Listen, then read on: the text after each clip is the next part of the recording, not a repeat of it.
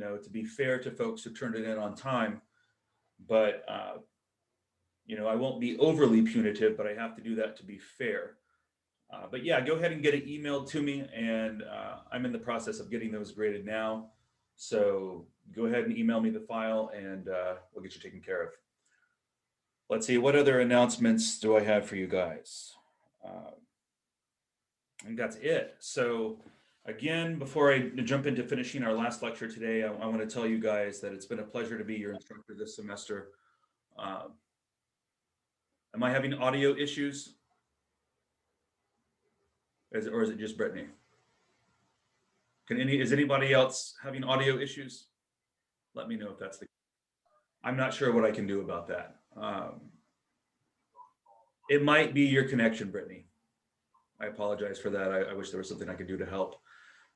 But if you do get so poor of a connection that you're not able to attend, you feel free to just go back and watch the recording when it becomes available after I publish it, which should be after class. So hopefully you don't have to do that. But so last time we got into the topic of economics, which, on the surface of it, unless you're a nerdy type like me, a lot of folk, I don't meet a hell of a lot of people who just have a burning desire to study economics. And I get that.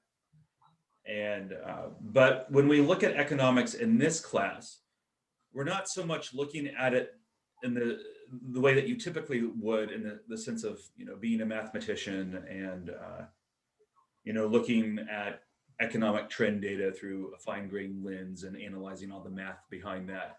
That's the sort of thing that you would probably do in a proper economics class, which I don't teach because I'm not an expert, and I would be nowhere near qualified to teach that class. But from a sociological perspective, economics is an important topic because it provides that link between the individual and society. And if anybody prior to COVID-19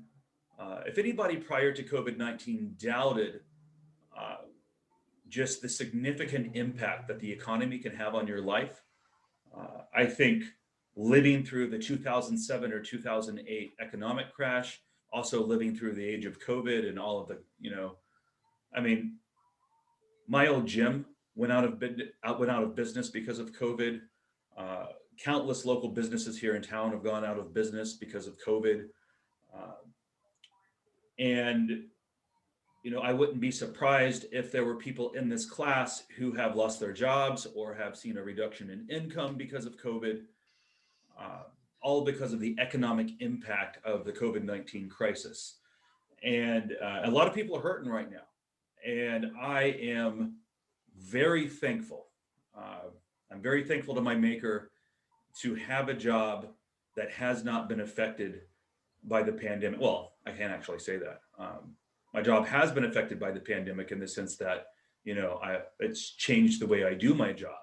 Now I'm teaching through a webcam instead of in a classroom for the most part, right? And it's changed the way I go to work and the way I do my job, but it has not changed the fact that I have a job I'm trying to make. And I am very thankful for that. It's one of the things that, sometimes I do a gratitude list.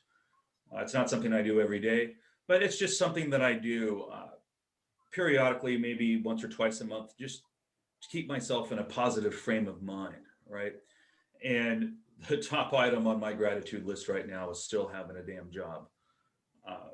So the impact of economic forces on our lives is very apparent right now in the age of COVID. And I pray that this vaccine can well, there are a number of them, but I pray that this vaccine will be effective for people and that people will be able to get a hold of it here pretty quickly so we can get our economy back on its feet, because people are hurting. But in any case, last time we introduced this topic by talking about sort of the history of economics. I walked you guys through, just kind of to recap a little bit. I walked you guys through the history of the hunter-gatherer societies very briefly, and then how that gave rise to the horticultural societies, which then evolved into the feudalistic societies that existed throughout much of human history, particularly in Europe. And then we talked about how the agricultural revolution brought about the end of feudalism and the rise of capitalism. So capitalism has been, in some form or another, industrial capitalism has been the main economic system in most developed countries ever since, well, first the agricultural revolution took place, and then the industrial revolution uh, just shortly after.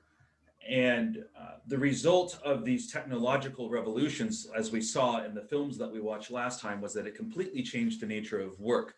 Prior to the agricultural revolution, well, particularly prior to the industrial revolution, everybody lived on farms, right? Before the industrial revolution. Everybody was a farmer. Everybody did the same thing for a living, right? Um, so everybody could relate on that point. And this is something that Emil Durkheim talks a lot about in his theoretical system known as structural functionalism, which we've spent quite a bit of time talking about in this class. And I've made it no secret that of all the systems that we talk about, of all the theoretical systems that we talk about in this class, I am, if I had to pick one that's my favorite, I'd probably call myself a structural functionalist, although, I don't know if that's, there are some aspects of conflict theory that I can respect. Marx was right about a few things, but by and large, I personally am most sympathetic to structural functionalism myself. That doesn't mean that you have to have the same opinion. Whatever your opinion is, though, I just ask that it be an educated one. But that's up to you what you believe as to which one of these theories makes the most sense to you. But Durkheim talked a lot about how the Industrial Revolution changed the way we lived our lives, and it changed the nature of labor, and it changed the nature of the cities. Right prior to the Industrial Revolution, the big cities were towns. Name all the big cities that you can think of: London, San Francisco, New York, Chicago, Paris.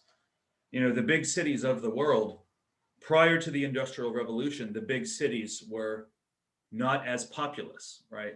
Now, some of those cities go back many, many years, like London and Paris, go back hundreds and hundreds and hundreds of years in their history, right? So they were somewhat large towns prior to the Industrial Revolution, but they did not become the big, giant, sprawling, populous meccas that they are today until after the Industrial Revolution took place. So as the result of the Industrial Revolution, folks moved into the cities and city life.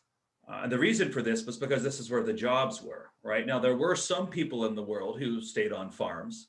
Obviously, we still have to have some farmers in the world. I mean, or we'd all, would have no produce to eat, would all starve to death. And I think we take our farmers for granted at our peril. But nonetheless,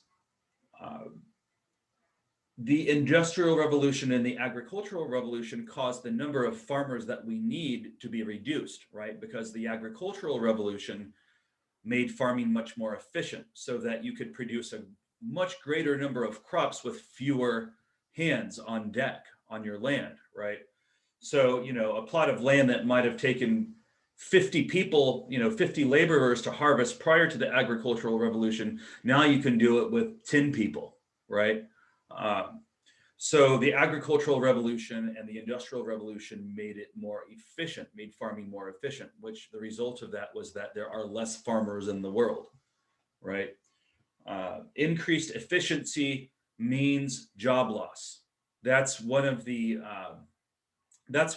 drawbacks of capitalism, is that as means of production get more and more efficient, the number of laborers needed to do the job gets less and less. And we're still seeing this today with the rise of technology. And we hear about the robots taking over our jobs, which is something that we're going to come back to here in a second with a TED Talk that I'm going to play for you guys, which is going to explore that a little bit more. Yes, it's true. The robots are coming for your jobs. My job too. I wouldn't be surprised if if in 30 years college professors were AIs, and it's kind of terrifying, right? But that's the nature that technology is going, and more jobs are being automated, and there's a little bit of a crisis surrounding this. So it's good for the people that own the company; they're making more money, but it's bad for the employees who lose their jobs, who aren't needed anymore, right?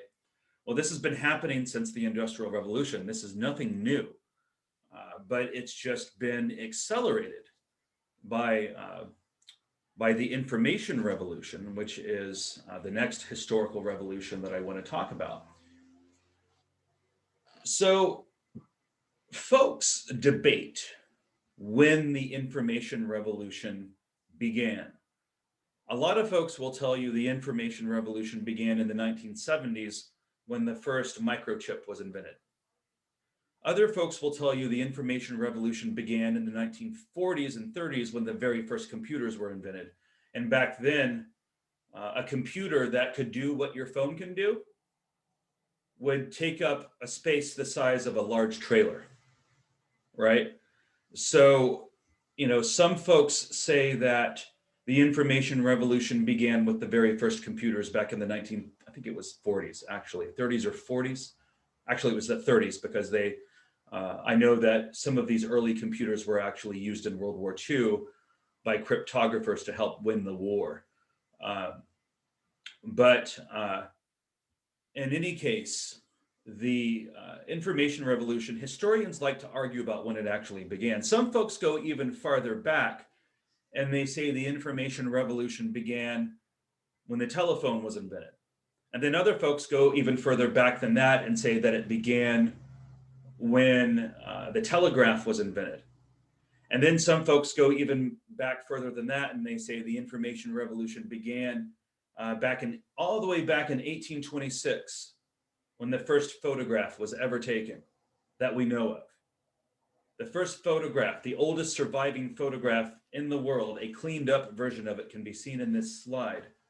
The black and white image on the right is it's a digitally cleaned up version of the very first photograph that we know of that was ever taken, or at least the oldest one that survives. Can anybody make out what is shown in the image? What do you see? I'm just curious. I know what it is because I've looked it up, but when I first saw the image, I didn't know what the hell I was looking at. You look like But he's on the balcony. that's exactly what it is. Wow, you're good. I had no idea what I was looking at. It is a photograph that someone took from their upstairs window in a town in Italy. And they were looking out their window at the rooftop of other nearby buildings in a small Italian town. That's what you're looking at in that picture. Yeah, so you're looking at rooftops. Yeah. I couldn't make out what that was. Now, of course, the version of it that I saw for the first time was the uncleaned up version. If you go online and you look up the uncleaned up version, it's almost impossible to make out. It's so faded. But some folks say the information revolution started then. So, we could quibble about this, but kind of the standard response that you will get is that the information revolution began with the development of the computer or microchip, so in the 20th century. The information revolution has yet again changed the nature of work. And again, now we're seeing jobs get transformed. There's a bright side and a dark side to this, right? If it weren't for the information revolution, we wouldn't be able to sit here and have this class right now during COVID because, most of the face-to-face classes are shut down. And, due to the COVID measures that the college has taken, over half our classes basically would have been canceled. We would have had no way to offer our courses without this technology, right? Without online technology. And that's a very positive thing. And it's allowed people to stay connected even through the age of social distancing, right? And I've had a number of friends that have just, and students that have talked to me about just how Zoom has saved their emotional life during all of this because they're still at least able to stay somewhat socially connected to other people. So there's a lot to be said for these technologies, and but there's also a dark side too, right? For one thing, the robots are coming for our jobs. There's no question about it, and we are constantly having to update our resumes and our training so that we can stay competitive. When we have to go find a new job because some robot has taken our old job, right? So that's one downside. Uh, it it makes a lot of people obsolete really fast, right? Or not the people, but it makes their jobs obsolete. I won't call a person obsolete, but it might make their job obsolete, right? So, there's a dark side and a bright side to the information revolution. And I want to play this TED talk now that further explores this. I just see some comments that I didn't notice till now. These probably came in a while ago. Chrissy Holmes said, "I lost my job in July, and this led me to go back to school." So a silver lining, right? Uh, Courtney had a similar experience.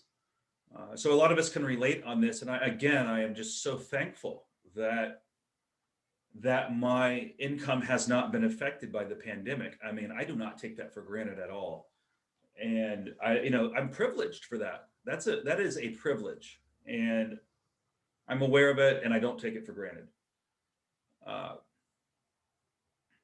so let's take a look at this TED talk on the effects of the information revolution on the job market.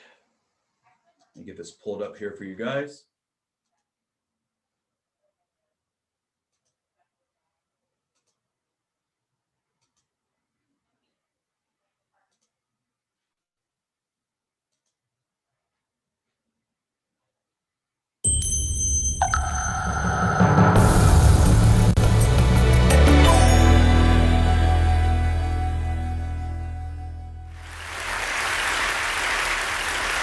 The writer George Eliot cautioned us that among all forms of mistake, prophecy is the most gratuitous. The person that we would all acknowledge as her 20th century counterpart, Yogi Berra, agreed. He said, "It's tough to make predictions, especially about the future."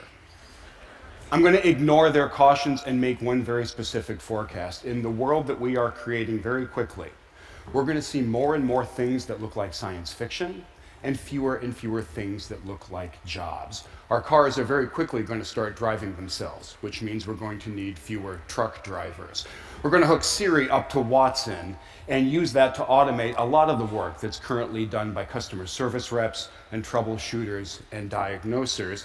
And we're already taking R2-D2, painting him orange, and putting him to work carrying shelves around warehouses, which means we need a lot fewer people to be walking up and down those aisles.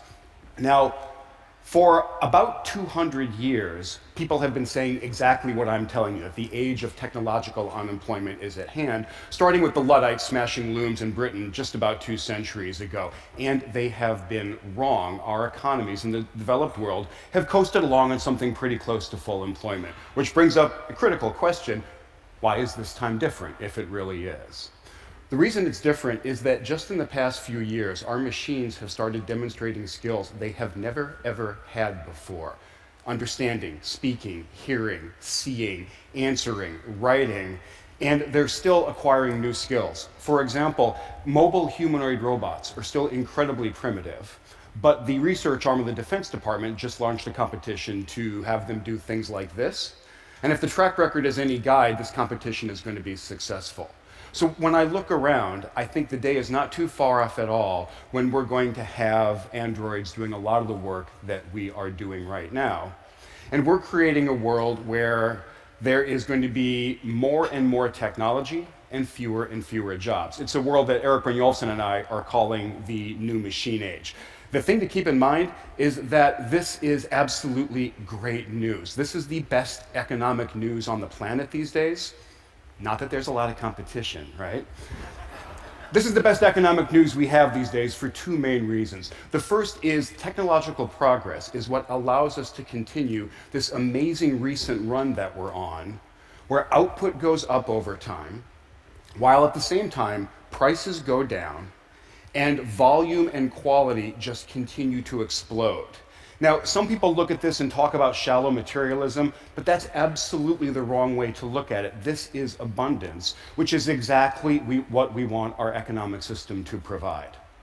The second reason that the new machine age is such great news is that once the androids start doing jobs, we don't have to do them anymore, and we get freed up from drudgery and toil. Now, when I talk about this with my friends in Cambridge and Silicon Valley, they say, fantastic, no more drudgery, no more toil. This gives us the chance to imagine an entirely different kind of society. A society where the creators and the discoverers and the performers and the innovators come together with their patrons and their financiers to talk about issues, entertain, enlighten, provoke each other. It's a society really that looks a lot like the TED conference.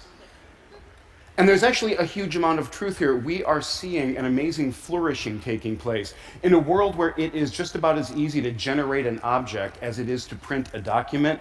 We have amazing new possibilities. The people who used to be craftsmen and hobbyists are now makers, and they're responsible for massive amounts of innovation. And artists who were formerly constrained can now do things that were never, ever possible for them before. So this is a time of great flourishing. And the more I look around, the more convinced I become that this quote from the physicist Freeman Dyson is not hyperbole at all. This is just a plain statement of the facts. We are in the middle of an astonishing period. Which brings up another great question.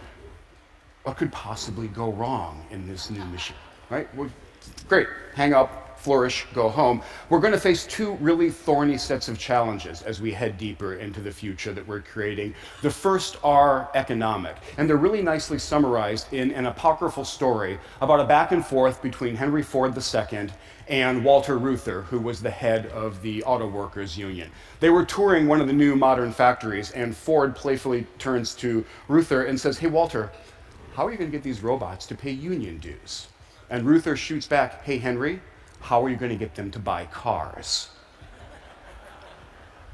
Reuther's problem in that anecdote is that it is tough to offer your labor to an economy that's full of machines. And we see this very clearly in the statistics. If you look over the past couple decades at the returns to capital, in other words, corporate profits, we see them going up, and we see that they're now at an all-time high.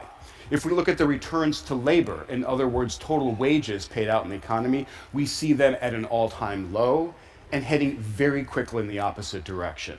So this is clearly bad news for Reuther. It looks like it might be great news for Ford, but it's actually not. If you want to sell huge volumes of somewhat expensive goods to people, you really want a large, stable, prosperous middle class. We have had one of those in America for just about the entire post-war period.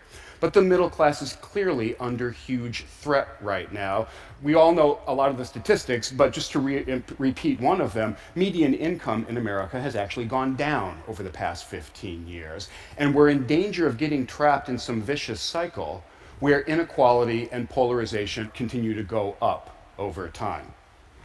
The societal challenges that come along with that kind of inequality deserve some attention. There are a set of societal challenges that I'm actually not that worried about, and they're captured by images like this. This is not the kind of societal problem that I am concerned about. There's no shortage of dystopian visions about what happens when our machines become self-aware and they decide to rise up and coordinate attacks against us. I'm going to start worrying about those the day my computer becomes aware of my printer. So this is not the set of challenges we really need to worry about. To tell you the kinds of societal challenges that are going to come up in the new machine age, I want to tell a story about two stereotypical American workers. And to make them really stereotypical, let's make them both white guys. And the first one is a college-educated, professional, creative type, manager, engineer, doctor, lawyer, that kind of worker. We're going to call him Ted. He's at the top of the American middle class. His counterpart is not college educated and works as a laborer, works as a clerk, does low-level white-collar or blue-collar work in the economy. We're going to call that guy Bill. And if you go back about 50 years, Bill and Ted were leading remarkably similar lives. For example, in 1960, they were both very likely to have full-time jobs, working at least 40 hours a week. But as the social researcher Charles Murray has documented, as we started to automate the economy, in 1960 is just about when computers started to be used by businesses. As we started to progressively inject technology and automation and digital stuff into the economy, the fortunes of Bill and Ted diverged a lot. Over this time frame, Ted has continued to hold a full-time job. Bill hasn't. In many cases, Bill has left the economy entirely, and Ted very rarely has. Over time, Ted's marriage has stayed quite happy. Bill's hasn't. And Ted's kids have grown up in a two-parent home, while Bill's absolutely have not over time. Other ways that Bill is dropping out of society, he's decreased his voting in presidential elections, and he started to go to prison a lot more often. So I cannot tell a happy story about these social trends, and they don't show any signs of reversing themselves. They're also true no matter which ethnic group or demographic group we look at, and they're actually getting so severe that they're in danger of overwhelming even the amazing progress we made with the civil rights movement. And what my friends in Silicon Valley and Cambridge are overlooking is that they're Ted. They're living these amazingly busy, productive lives, and they've got all the benefits to show from that, while Bill is leading a very different life. They're actually both proof of how right Voltaire was when he talked about the benefits of work and the fact that it saves us from not one, but three great evils. So, with these challenges, what do we do about them? The economic playbook is surprisingly clear, surprisingly straightforward. In the short term especially, the robots are not going to take all of our jobs in the next year or two, so the classic Econ 101 playbook is going to work just fine. Encourage entrepreneurship, double down on infrastructure, and make sure we're turning out people from our educational system with the appropriate skills. But over the longer term, if we are moving into an economy that's heavy on technology and light on labor, and we are, then we have to consider some more radical interventions. For example, something like a guaranteed minimum income. Now, that's probably making some folk in this room uncomfortable because that idea is associated with the extreme left wing and with fairly radical schemes for redistributing wealth. I did a little bit of research on this notion, and it might calm some folk down to know that the idea of a net guaranteed minimum income has been championed by those frothing at the mouth socialists, Frederick Hayek, Richard Nixon, and Milton Friedman. And if you find yourself worried that something like a guaranteed income is going to stifle our drive to succeed and make us kind of complacent, you might be interested to know that social mobility, one of the things we really pride ourselves on in the United States, is now lower than it is in the Northern European countries that have these very generous social safety nets. So the economic playbook is actually pretty straightforward. The societal one is a lot more challenging. I don't know what the playbook is for getting Bill to engage and stay engaged throughout life. I do know that education is a huge part of it. I witnessed this firsthand. I was a Montessori kid for the first few years of my education. And what that education taught me is that the world is an interesting place, and my job is to go explore it. The school stopped in third grade, so then I entered the public school system, and it felt like I had been sent to the gulag. With the benefit of hindsight, I now know the job was to prepare me for life as a clerk or a laborer, but at the time, it felt like the job was to kind of bore me into some submission with what was going on around me. We have to do better than this. We cannot keep turning out bills. So we see some green shoots that things are getting better. We see technology deeply impacting education and engaging people from our youngest learners up to our oldest ones. We see very prominent business voices telling us we need to rethink some of the things that we've been holding dear for a while. And we see very serious and sustained and data-driven efforts to understand how to intervene in some of the most troubled communities that we have. So the green shoots are out there. I don't want to pretend for a minute that what we have is going to be enough. We're facing very tough challenges. To give just one example, there are about 5 million Americans who have been unemployed for at least 6 months. We're not going to fix things for them by sending them back to Montessori. And my biggest worry is that we're creating a world where we're going to have glittering technologies embedded in kind of a shabby society and supported by an economy that generates inequality instead of opportunity. But I actually don't think that's what we're going to do. I think we're going to do something a lot better for one very straightforward reason. The facts are getting out there. The realities of this new machine age and the change in the economy are becoming more widely known. If we wanted to accelerate that process, we could do things like have our best economists and policymakers play Jeopardy against Watson. We could send Congress on an autonomous car road trip. And if we do enough of these kinds of things, the awareness is going to sink in that things are going to be different. And then we're off to the races, because I don't believe for a second that we have forgotten how to solve tough challenges, or that we have become too apathetic or hard-hearted to even try. I started my talk with quotes from wordsmiths who were separated by an ocean and a century. Let me end it with words from politicians who are similarly distant. Winston Churchill came to my home of MIT in 1949, and he said, if we are to bring the broad masses of the people in every land to the table of abundance, it can only be by the tireless improvement of all of our means of technical production. Abraham Lincoln realized there was one other ingredient. He said, I am a firm believer in the people. If given the truth, they can be depended upon to meet any national crisis. The great point is to give them the plain facts. So the optimistic note, great point that I want to leave you with is that the plain facts of the machine age are becoming clear, and I have every confidence that we're going to use them to chart a good course into the challenging, abundant economy that we're creating. Thank you very much.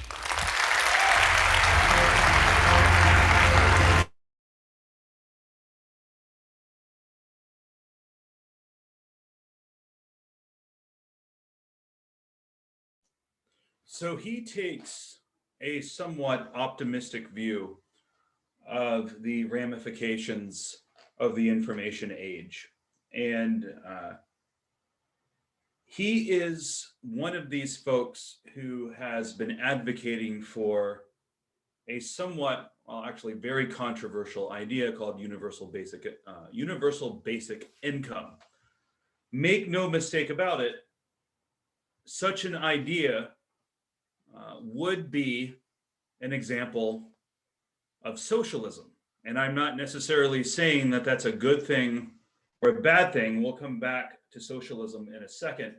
But before we talk about socialism, we have to have a solid idea of what capitalism is. So I'll come back to the idea of socialism in a second. But what he was advocating for was essentially an economy that is a mix of capitalism and socialism. Lorelei, I'm reading your comment that you made during the video, and I was wondering if you would mind clarifying. I'm suing the Hilton on Pensacola Beach because they used COVID as an excuse to fire me during an active investigation for sexual harassment against my manager. Oh, wow. That's interesting. Wow. I'm about to get paid. You know, yeah, no, it sounds like you've got a case. Interestingly enough, my wife right now is involved in a lawsuit with a former employer of hers for wrongful termination. I wonder, her attorney is, his name's Clayton. Are you using Clayton? Or, yeah, there's a local guy here who specializes in wrongful termination. And I think her lawyer's name is Clayton. Wait, what happened with your wife? My wife, I can't go into the details of the case for legal reasons, but a former employer of hers, we believe, and I agree with her on this, wrongfully terminated her, again, for legal reasons of arbitration and all that. I can't say who the company was, because it's looking like we're about to have a settlement here very soon. We're a year into the lawsuit, and it looks like they're finally going to settle. But I was just curious if you had the same attorney that my wife was using. His name's Clayton Connors, I think is his name, if I'm remembering correctly. But he's a really talented local wrongful termination attorney. But in any case, yeah, I don't think it's a big deal that I said the attorney's name. And I mean, I'm not telling anybody who she's suing or anything like that, or any details of the case. No, I meant like the business. I said it. oh, you meant on your end. Okay. Yeah, well, I don't think anybody here is terribly upset about it or anything's going to happen. But Yeah, I mean, wrongful termination lawsuits, you know, they're, oftentimes companies do make some bad decisions and they end up having to pay for it. So I hope that you win your case. Um, and we're going to find out here soon I think in January, we're going to be going to arbitration. And I think the fact that they want to go to arbitration suggests to me that we're probably going to get a settlement, right? Uh, but I don't know that for sure. So back to the idea of capitalism. Uh, so capitalism is a mixed bag, of course. You know, when I talk about capitalism, socialism, and communism, I like to talk about capitalism as being, it's a flawed system, but it's the best of the flawed systems we have. That's just my personal opinion. Not everybody is a fan of capitalism. There may even be some students in this class who are more fans of Marx, who we'll talk about again more in a second. And that's fine, for people to have differences of opinion on this. But capitalism came out of the Industrial Revolution, and the essential cornerstone of capitalism is private ownership of the means of production. All right. So, in a capitalist system, it's private people, private companies, private entities that own the factories, that own the businesses, and they are in business to make a profit, right? And the way that you do that is by producing your goods and services in the most efficient means possible. Um, so capitalism encourages efficiency, it encourages new technologies like we saw in the TED Talk, and it encourages competition. So in a pure capitalist system, you would have what was called a laissez-faire economy. And this is what political libertarians tend to advocate for, by the way. If you're a libertarian, by definition, you are a big fan of capitalism.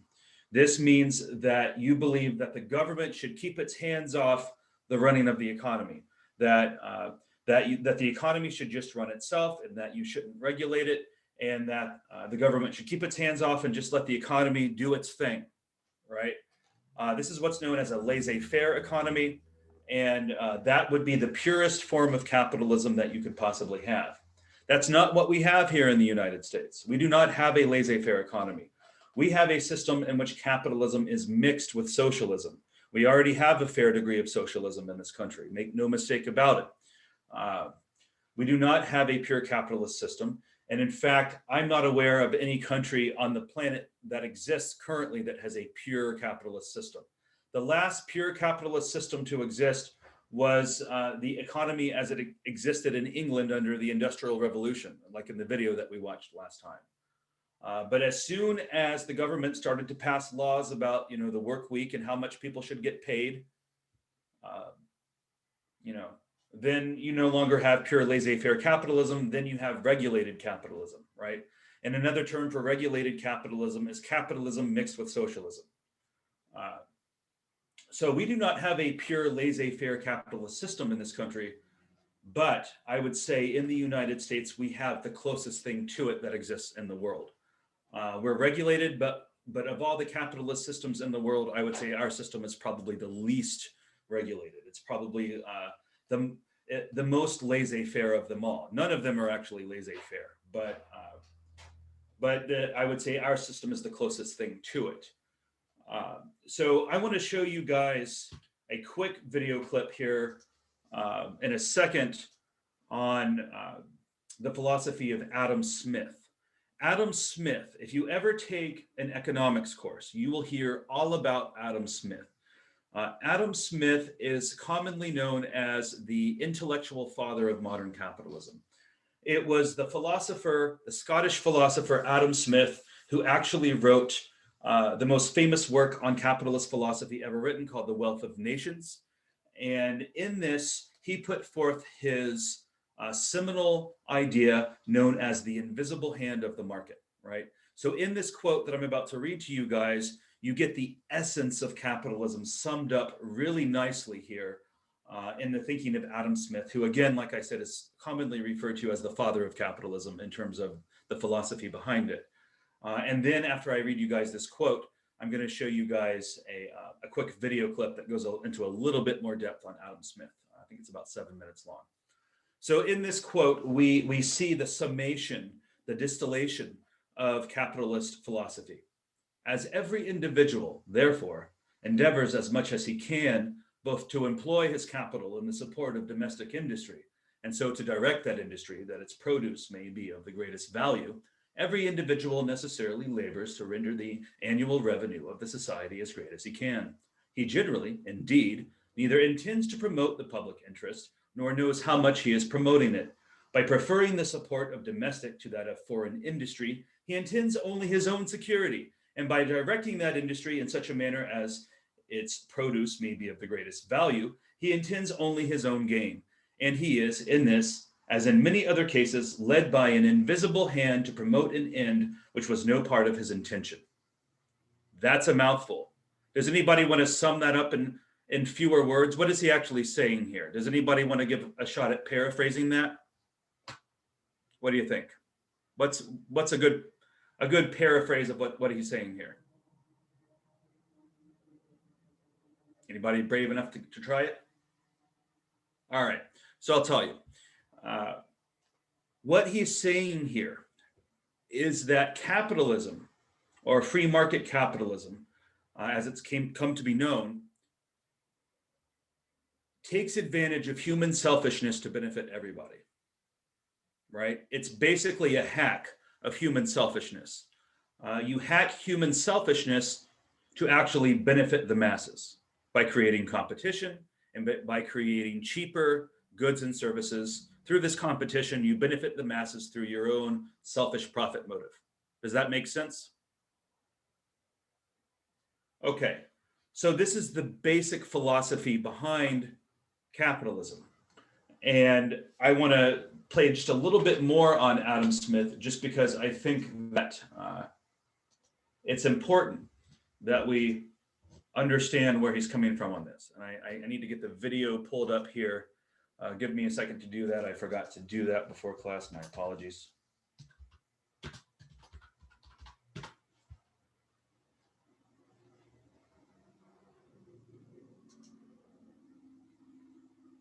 Okay, here we go.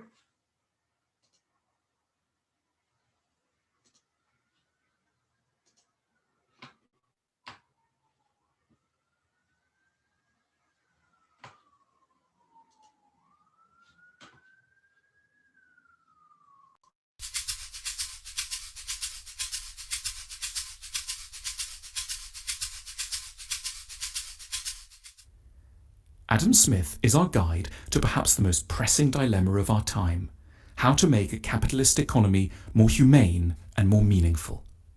He was born in Scotland in Kirkcaldy, a small manufacturing town near Edinburgh, in 1723. He was a hard-working student and very close to his mother. He then became an academic philosopher, wrote a major book about the importance of sympathy, and lectured on logic and aesthetics. He was also one of the greatest thinkers in the history of economics, in part because his concerns went far beyond the economic. He wanted to understand the money system because his underlying ambition was to make nations and people happier. Smith remains an invaluable guide to 4 ideas. When one considers the modern world of work, 2 facts stand out. Modern economies produce unprecedented amounts of wealth, and many ordinary people find work rather boring and, a key complaint, meaningless. The 2 phenomena are in fact intimately related, as Adam Smith was the first to understand through his theory of specialization. He observed that in modern businesses, tasks formerly done by one person in a single day could far more profitably be split into many tasks carried out by multiple people over whole careers. Smith hailed this as a momentous development. He predicted that national economies would become hugely richer the more specialized their workforces became. One sign our world is now so rich, Smith could tell us, is that every time we meet a stranger at a party, we're unlikely to understand what they do. The mania for incomprehensible job titles like logistics supply manager, packaging coordinator, or communications and learning officer prove the economic logic of Smith's insight. But there is one special problem with specialization: meaning. When businesses are small and their processes contained, a sense of helping others is readily available. But when everything is industrialized, one ends up as a tiny cog in a gigantic machine whose overall logic is liable to be absent from the minds of people lower down in the organization. A company with 150,000 employees distributed across 4 continents, making things that take 5 years from conception to delivery, will struggle to maintain any sense of purpose or cohesion. So Smith discerned that bosses of the specialized corporations of modernity have an extra responsibility to their workers, to remind them of their purpose, role, and ultimate dignity of their labour. Smith's age saw the development of what we'd now call consumer capitalism. Manufacturers began turning out luxury goods for a broadening middle class. Some commentators were appalled. The philosopher Jean-Jacques Rousseau wished to ban luxury from his native Geneva. He was a particular fan of ancient Sparta and argued that his city should copy its austere martial lifestyle. Disagreeing violently, Smith pointed out to the Swiss philosopher that luxury consumerism in fact had a very serious role to play in a good society. It generated the surplus wealth that allowed societies to look after their weakest members. Consumer societies, despite their frivolity, didn't let young children in the old starve, for they could afford hospitals and poor relief. So Smith defended consumer capitalism on the basis that it did more good for the poor than societies devoted to high ideals. That said, Smith held out some fascinating hopes for the future of capitalism. He didn't want it to stay stuck at the frivolous level forever. He observed that humans have many higher needs that currently lie outside of capitalist enterprise. Among them, our need for emotional education, for self-understanding, for beautiful cities, and for rewarding social lives. The hope for the future is that we'll learn to generate sizable profits from helping people in truly important, ambitious ways. Properly developed, capitalism shouldn't just service our basic material needs while exciting us to buy frivolous things. It should make money from goods and services that deliver true fulfillment. Then, as now, the great question was how to get the rich to behave well towards the rest of society. The Christian answer to this was, make them feel guilty. Meanwhile, the radical left-wing answer was, then and now, raise taxes. But Smith disagreed with both approaches. The hearts of the rich were likely to remain cold, and high taxes would simply lead the rich to flee the country. He proposed that, contrary to what one might expect, it isn't money that the rich really care about. It's honour and respect. The rich accumulate money not because they're materially greedy, but primarily in order to be liked and approved of. So rather than taxing the rich, governments should understand the vanity at the heart of the rich and their motivations. They should therefore give the rich plenty of honours and status in return for doing all the good things that these narcissists wouldn't normally bother with, like funding schools and hospitals and paying their workers well. As Smith put it, the great secret of education is to direct vanity to proper objects. Big corporations feel very evil to us now, the natural targets of blame for low-paying jobs, environmental abuse and sickening ingredients. But Adam Smith knew that there was an unexpected and more important element responsible for these ills: our taste. It's not companies that primarily degrade the world, it's our appetites, which they merely serve. As a result, the reform of capitalism hinges on an odd-sounding but critical task: the education of the consumer. We need to be taught to want better quality things and pay a proper price for them, one that reflects the true burden on workers and the environment. A good capitalist society doesn't just offer customers choice, it also teaches people to exercise this choice in judicious ways. Capitalism can, Smith suggests, be saved by elevating the quality of consumer demand. The economic state of the world can seem at once so wrong and yet so complicated we end up collapsing into despair and passivity. Adam Smith is on hand to lend us confidence and hope. His work is full of ideas about how human values can be reconciled with the needs of businesses. He deserves our ongoing attention because he was interested in an issue that has become a leading priority of our own times: how to create an economy that is at once profitable and civilized.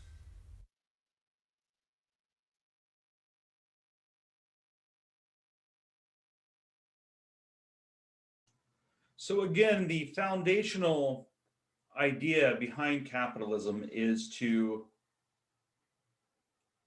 leverage human selfishness to make the world a better place.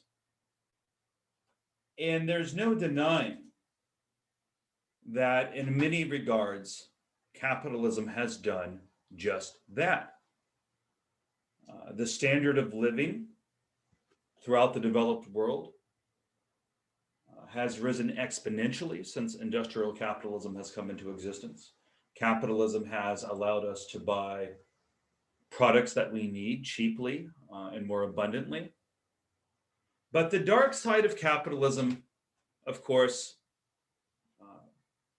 has been well pointed out by Karl Marx. I got these slides a little bit out of order here. I'll have to come back to that slide. The dark side of capitalism was pointed out by Karl Marx. And as much as I love to criticize Marx, and I do, and I will continue to, you have to give the devil his due, as they say, right? So one thing that Marx astutely pointed out about capitalism was that it accelerates inequality. That was his big criticism. Regardless of all these efficiencies that I've been talking about, ultimately Marx believed that capitalism wasn't worth it because of the massive amounts of inequality that capitalism creates. I think what Marx failed to realize, though, is even though it does create inequality, it raises the bottom for everyone, right? Compare the difference between a rich person and a poor person in this country and the difference between a rich person and a poor person, say, under Mao Zedong in China or under Fidel Castro.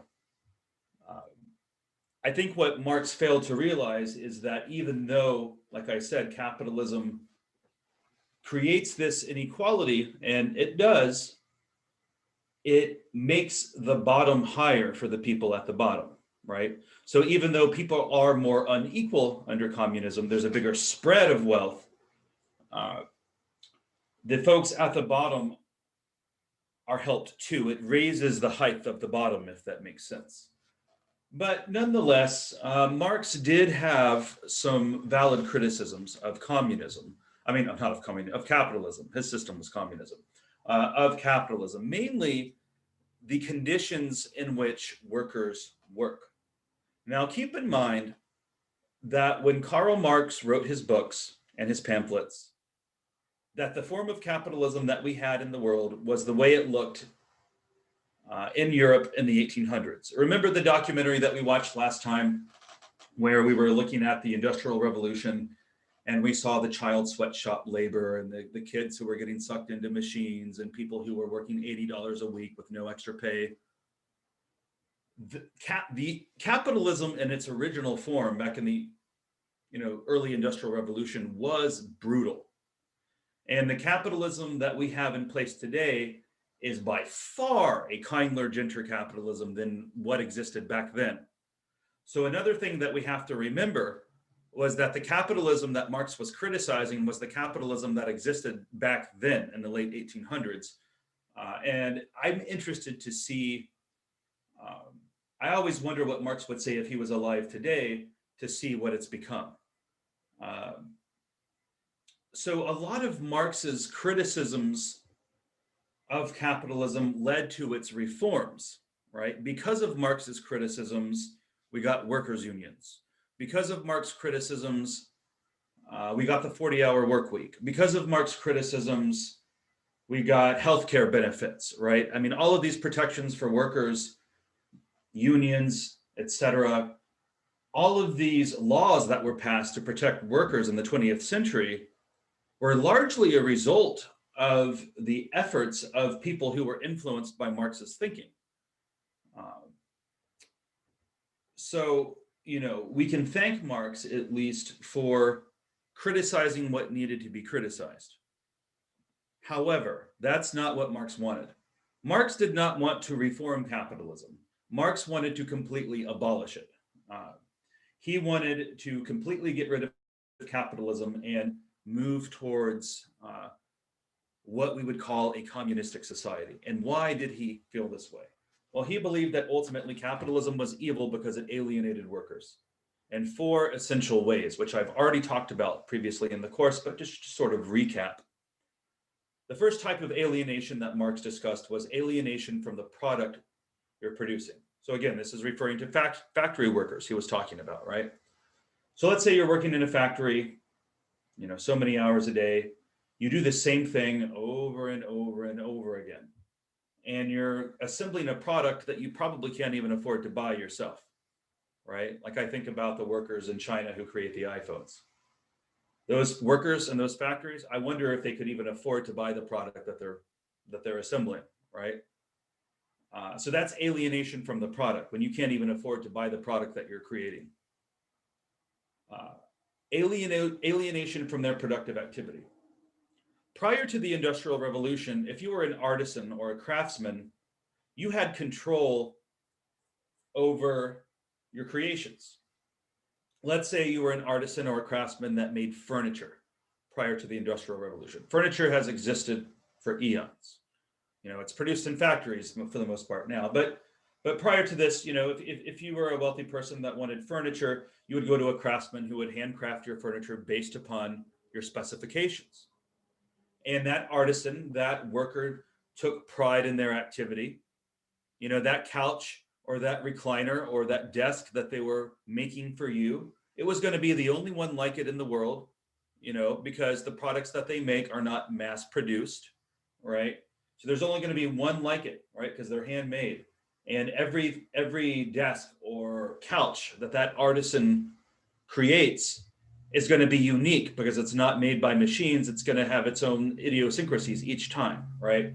And because of this, that artisan or craftsman takes pride in their creation and puts their utmost into making a good product.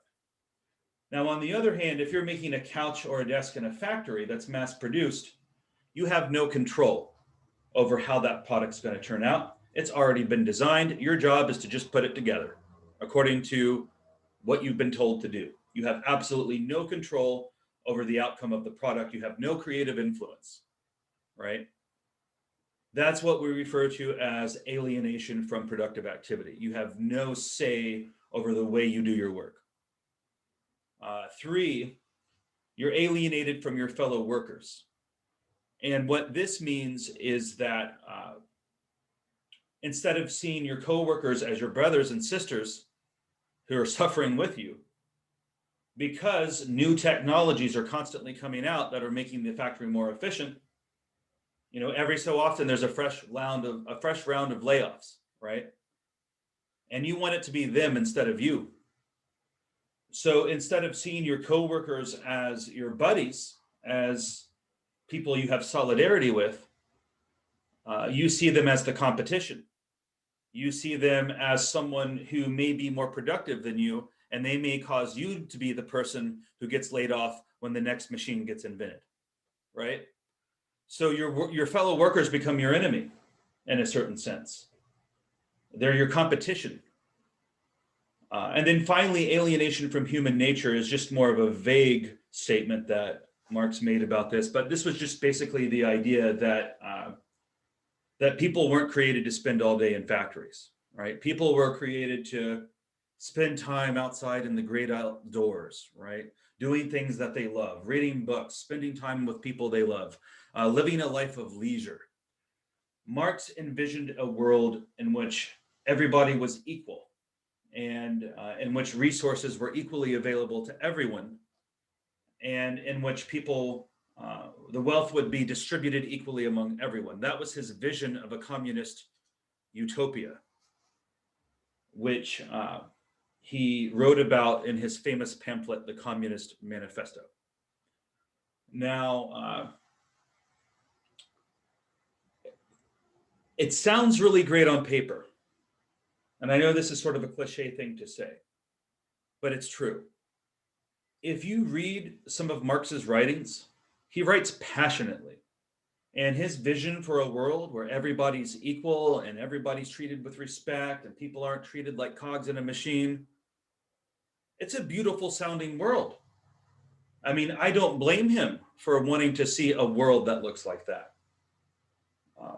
I think the fundamental issue is that Marx overestimated the degree to which we could socially engineer selfishness out of human nature. Or to put it another way, Marx fundamentally underestimated the degree to which selfishness is a fundamental part of human nature. And in the various communist societies that have been tried throughout the 20th century, here in this slide you see Lenin, Stalin, and Mao, the three great communists of the 20th century, not even to mention, Pol Pot and Fidel Castro. But these are the three big stars of the show in communism in the 20th century, right? If you look at the history of countries such as Russia and China and Cuba and Cambodia and all the other countries in the world that have attempted to implement this, every single time it has failed catastrophically. So I have no doubt that Marx's intentions were good. I don't think Marx was a bad man. I just think that Marx misunderstood human nature. I do think it's important that we distinguish the terms socialism and communism. Communism is a system in which all private property rights get abolished, right? So communism is when the government takes over everything, the production of all goods and services, and there's no private property, and your job is assigned to you by the government based upon your skills. That's communism. Socialism is more of a light version of that, right? So every single major economy, including our own that exists today, have some aspects of socialism in place. So socialism just means any instance where the government has, or the collective, we'll say the government, anytime the government has taken over something, that's socialism, right? So take, for example, Obamacare, right? Which is a disaster, but, and that's not a denigration necessarily of Obama, but it just has not worked out very well. It needs to be either done away with or reformed. That's just my opinion. If you disagree with me, you're welcome to. I won't hold it against you. I probably won't even know about it. But essentially, Obamacare is an attempt to institute a socialized system of medicine. Now, it's not at the same level that you see, say, in Canada or in the United Kingdom or France, where basically healthcare has then become totally socialist, right? There's a single payer system in those countries, meaning that that when you go to the doctor, you'll never have to pay a dime. It's covered by your taxes. That's socialized medicine. Obamacare is sort of an attempt to mix that with capitalism.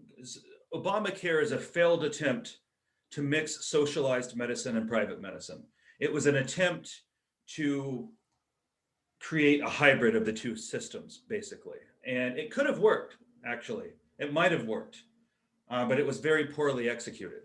And I think it could be reformed, and I think we could make it work. But the way this system is designed right now, it's actually made health insurance more expensive for a ton of people. It's backfired, and it's not working out the way that its authors intended it to work out. And again, I'm not trying to get political. I'm not endorsing a certain political party by saying that. That's not a tacit condemnation of the Democrats or an endorsement of the Republicans. Again, I try to keep my political views to myself when lecturing, although sometimes they might slip. But again, I'm not telling you who to vote for. Well, it's a little late for that now, right? November 3rd has passed, but midterms will be here before you know it.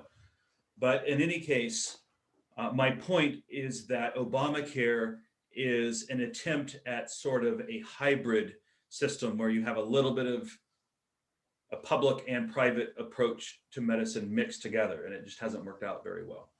But when we we talk about socialism in general, we're talking about any time the government takes over some program, right? So, if we had a single payer system where the government paid for all our medical bills, then that would be what we would call socialized medicine. You can have socialized medicine or socialist programs and still be a capitalist country. Canada is a capitalist country. The United Kingdom's a capitalist country. France is a capitalist country. But they do have elements of socialism mixed in with their capitalism. So this brings me to this next slide that I wanted to come to, which is that in the reality of things is that although on paper, capitalism and socialism are diametrically opposed to each other on paper, in reality, in the real world, we actually already have quite a bit of socialism already in place. Here are some examples listed in this slide of socialist programs that exist in the United States. These are all programs that are funded by your taxpayer dollars and go to benefit various populations, right? Whether it's students or patients or retirees or homeless people. Here in the United States, we definitely have some socialism in place. There's no question about it. Although I would say we have less socialism in place than, say, England or Canada or France. So in reality, all of the major developed economies in the world today are mixes of capitalism and socialism. There is no pure socialist system in existence, and there is no pure capitalist system. Even the most communist countries on the planet have some capitalism in place, right? So if you look at China, for example, which is a communist country to this day, the people that run China are the intellectual inheritors of Mao Zedong, who, ran the People's Revolution that led to the communism coming into China. China is communist. However, with that said, there's some capitalism in place, and as the years have gone on, China has become more and more capitalist as the years have gone on. And in fact, Mao Zedong would probably roll over in his grave if he was aware of just how much capitalism has crept into China these days. So it's not nearly as free and laissez-faire as we have here in the States, but capitalism has been creeping into China for years now. Questions, comments so far? Any thoughts?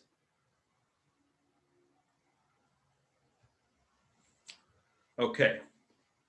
So again, I'm just kind of recapping things I've already said here at this point. The Industrial Revolution changed the nature of work. Before the Industrial Revolution, everybody was either a farmer or an artisan, right? And an artisan meaning either you're a carpenter or some skilled labor like that. And everybody worked from home, right? And the Industrial Revolution led people to leave their farms, leave their towns, and head to the big cities. And it led to the creation of the modern workplace. I have already talked at length about Marx's idea of alienation, so no need to beat that dead horse.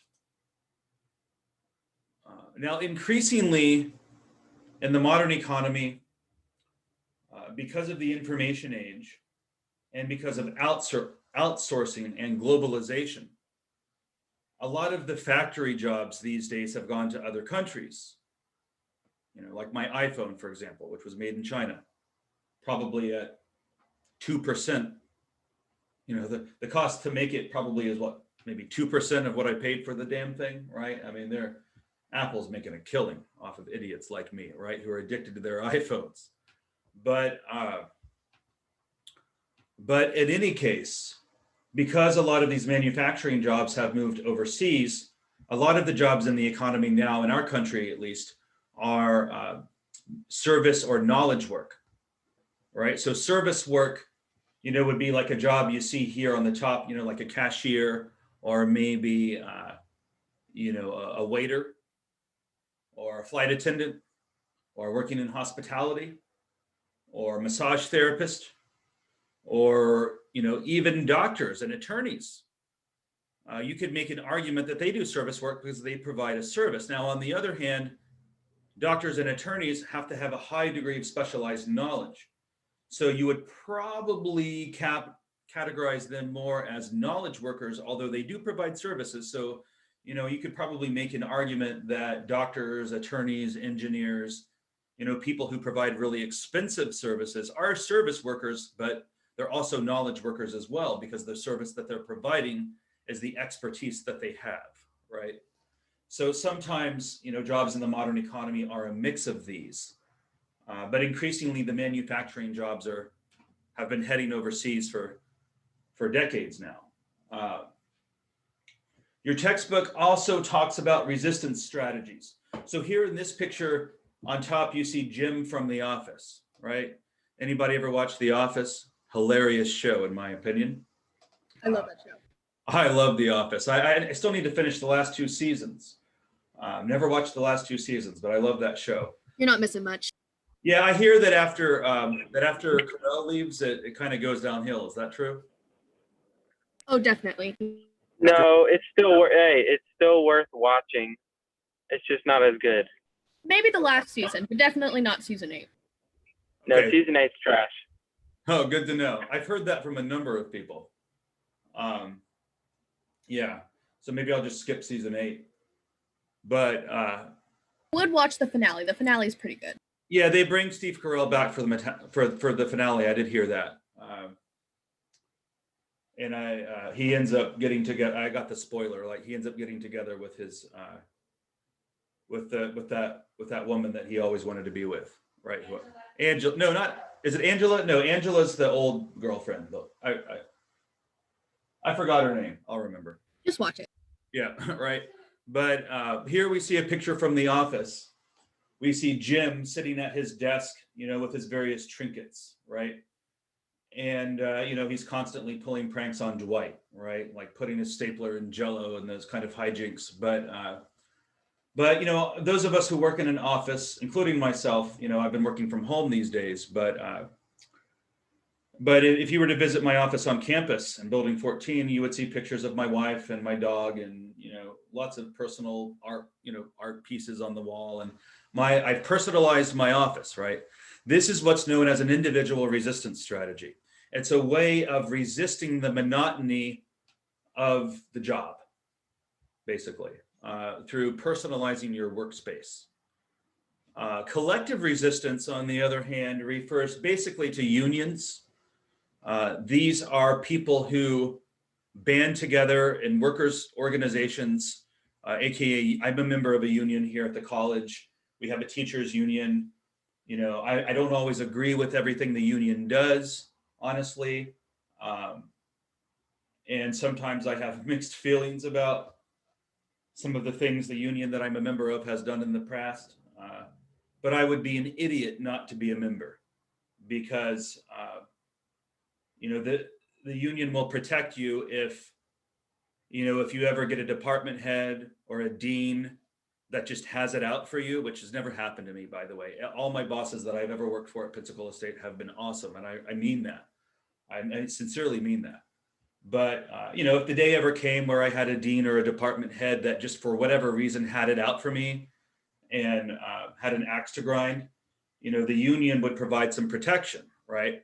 Also, if I ever had a student who accused me of something unethical, that was some sort of false allegation or something like that, the union would pay for my attorney's fees up to a certain limit. But the union would pay for me to get an attorney and protect myself, right? So even though I don't always agree with every decision the union makes, I would have to be, it's just a really bad, it's a bad career decision to not be a member, right? It's in your personal interest to be a member of the union. it's kind of like an offer you can't refuse, if you know what I'm saying. But in any case, unionization is what sociologists refer to as collective resistance. Okay, so a few final ideas in this chapter before we call it a course. We're hearing more and more about the contingent workforce in this country. These are folks who, what's another way to put it? The gig economy. Anybody ever heard that phrase, the gig economy? Like, I know a lot of students, for example, who have 5 or 6 really part-time jobs, right? I have a student who drives for Uber, drives for Lyft, also does a little bit of part-time work as a tutor on the side, does a little bit of this, does a little bit of that, right? So this is what's known as the contingent workforce, people who are surviving off of multiple tiny little part-time jobs. Each one of those jobs doesn't bring in a lot of money, but all of them together pay the bills. Any of you guys part of the contingent workforce? Anybody have 4 or 5 part-time jobs instead of 1 full-time job? Can anybody relate to that? Usually I have at least a few students who have been Uber drivers or something like that. And all of this comes down to the trend of globalization. And this was something that was kind of alluded to in the TED Talk that we watched. But the economy increasingly has become more and more global, meaning that in the old days, we'd talk about separate economies. We'd talk about the US economy versus the Chinese economy versus, European nations' economies. But increasingly, this world is just becoming one economy. Even though we have separate sovereign nations, what happens in one country affects others. And if you doubt this, look at what's happened in the last year under COVID-19. There is a domino effect. There is no such thing as an independent nation that doesn't affect other countries, right? That world doesn't exist anymore because of the information age, because of the World Bank, because of the International Monetary Fund. I could list probably half a dozen to a dozen reasons why, but the fact of the matter is that the economy has become a global thing. And we do have local economies still, but they are part of a global interconnected web of economies. And what happens on Main Street in Pensacola, at least indirectly is going to affect what happens on Main Street in London, right? It's all interconnected. And, this has ripple effects throughout the globe, and it has ripple effects on how people do their work. And related to this is the idea of the transnational corporation. Increasingly, we are seeing the rise of the transnational corporation, corporations that have their foot in every country on earth, right? Or at least most of the developed nations. And other related concepts are outsourcing and sweatshops, right? And this comes back to what I was talking about with the production of the iPhone. The iPhone is produced by sweatshop labor in China. And I'm aware of this and I still buy it, right? So I guess I'm guilty to some degree. And I guess I do feel a little bit guilty about that. But I'm so addicted to the services and technology that my phone provides, I just can't let it go, right? And God only knows how much an iPhone would cost if it was produced in the United States, right? I mean, they cost $1,000, $600 to $1,000 as it is. Can you imagine how much an iPhone would cost if it was created by union labor? Forget about it, right? You'd be paying $2,000 for that baby at least. So I am aware that many of the products that we all enjoy here in our country are made enjoyable because of the blood, sweat, and tears of suffering people in other countries. That's just the blood on the snow of the world that we live in, right? How did they do that though? Like, First off, why wouldn't they just give those jobs to people here? And then why do they make it so expensive at the same time when it's so much cheaper than what it really is? You know what I'm saying? It's just they make more money. It's the bottom line. They if they had to produce the iPhone in the United States in factories in the States, chances are it would be union labor producing it. And those workers would demand things like benefits. They would demand things like an 8-hour workday. They would demand things like overtime. They would demand things like safe working conditions. They would demand things like workers' comp. And that's going to drive the price of your iPhone through the roof. The $600 to $1,000 that you pay for your iPhone is cheap compared to how much it would cost if it was created by union labor. But you could also make an argument on the other side that, well, if it was made here in the States, like you say, and those people were paid well, everybody would be able to afford to buy that expensive iPhone. Right? I had read a research paper about like other devices and iPhones made in third world countries and stuff like that, or not even third world countries, but in those conditions.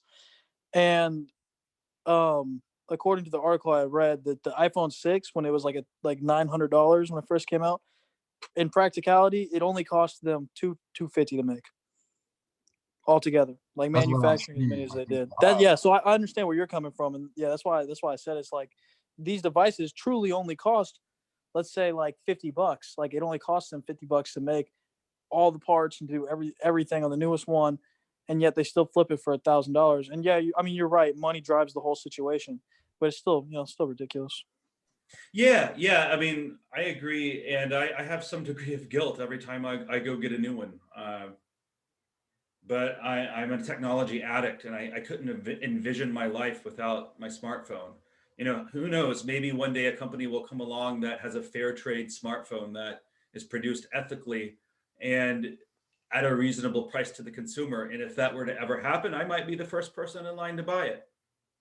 So I could sleep a little better at night with a little less guilt. But it's they're rolling in money.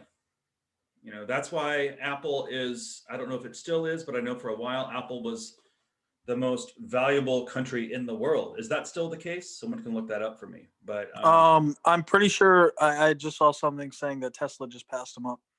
Tesla just surpassed Apple. Yeah. Elon Musk is an interesting dude. Yep, college dropout, and yet he still has billions of dollars. Yeah, I watched his episode on Joe Rogan. Dude sitting there getting stoned on the podcast, pretty funny. But in any case, I watched that one too. You watched that one too? Yeah. But that's about all I have for you guys now. The last slide that I didn't make it to was just a table that listed, the ranking of the global economies out there. You guys don't have to have that information memorized. But that's it. So I hope that you guys have enjoyed this course. Again, if you haven't already, please fill out the course evals and I'll scoot you 5 points of extra credit. And I know I have a lot of grading I need to catch up on. I know you guys have essays that you've been very patiently waiting for grades on. And, I have gotten a little behind on that. And, I'll own that, but I'm trying to get caught up. Again, if you like the way I do things, I am teaching general psychology and human growth and development, and I'm teaching honors social sciences. Next semester, some of those will be on-campus courses, face-to-face, and some of them will be on Zoom. So maybe I'll see some of you guys next semester. If not, I hope that everybody, has a good life, lives long and prospers. And does anybody? Hey, Mr. Carr, quick question. Yeah. So, do you play drums? You guys want to see me play for a second? Yeah. All right. Yes, I play drums as well. You're probably better than me. I've only owned this drum set for 6 months. But yeah, I'll scoot my mic down towards my drum set and I'll play it for a second. You don't have to, if you want to log out, feel free to. But But yeah, I'll give you guys a little demo. Why not? Let me turn my amp. This is an electronic drum set, so I got to turn the amplifiers on. I see that. Let's see.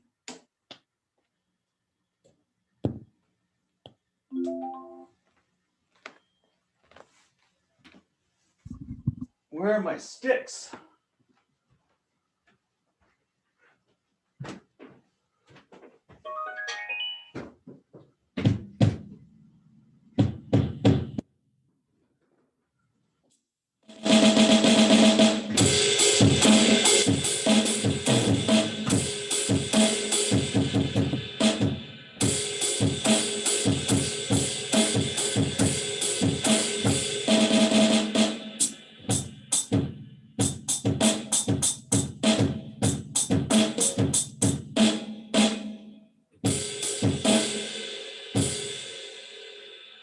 Like I said, I'm not terribly great.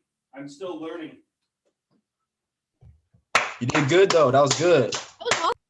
That's I've been a drummer for 6 months. So but I Hey, am you did it. That was good. but the guitar is my guitar is my original passion. I am a guitarist at heart, more so than anything. I've been playing the guitar since I was a kid. So I'm a much better guitarist than I am a drummer.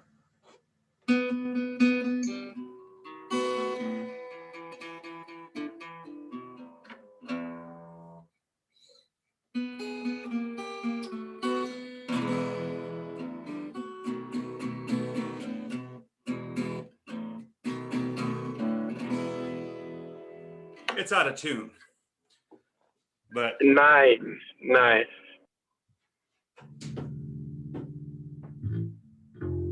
and I've got a bass. I might as well just show you guys everything I'm working with, right?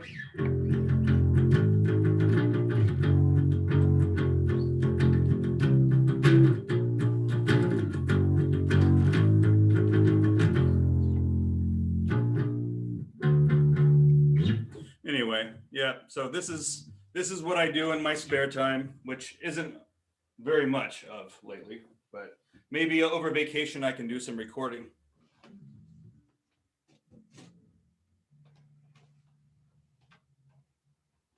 But if you guys are interested in following my musical output, I do post my music on my YouTube station from time to time. So so subscribe to my YouTube station and you'll see lectures get posted and you'll see music on occasion go up.